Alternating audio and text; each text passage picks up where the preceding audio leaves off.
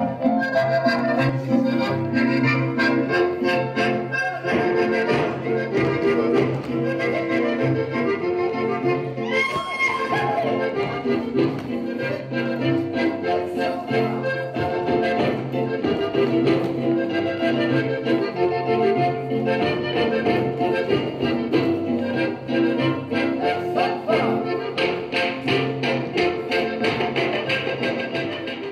Robert Renucci, bonjour. Oui, bonjour. On vous connaît réalisateur, on vous connaît acteur, même metteur en scène. Et ce matin, vous étiez professeur de danse. Est-ce que vous pouvez nous expliquer comment ça se fait? Je n'étais pas professeur de danse, j'étais un acteur soucieux avec les outils que nous avons, qui sont des outils qui donnent de la joie pour faire des choses ensemble, parce que vivre ensemble, c'est un peu tarte à la crème, mais faire des choses ensemble, c'est différent.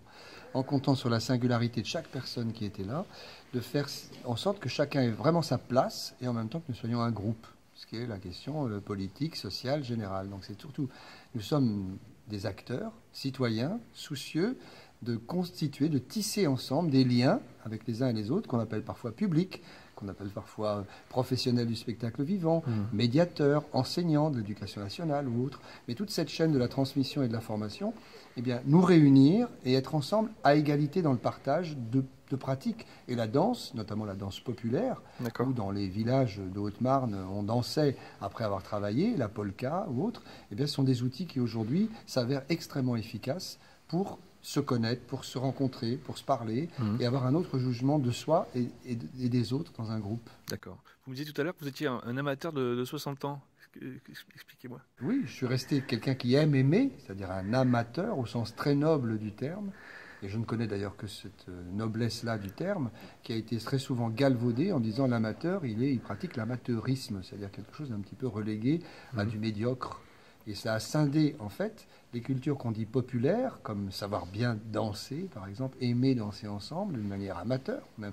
Et puis les professionnels qui seraient les responsables de cette capacité à faire que n'auraient pas les autres. Donc c'est très important pour moi qu'il y ait un cadre professionnel social très reconnu. C'est fondamental qu'il y ait des droits fondamentaux pour les artistes et pour ceux qui font de ce métier une permanence de leur travail.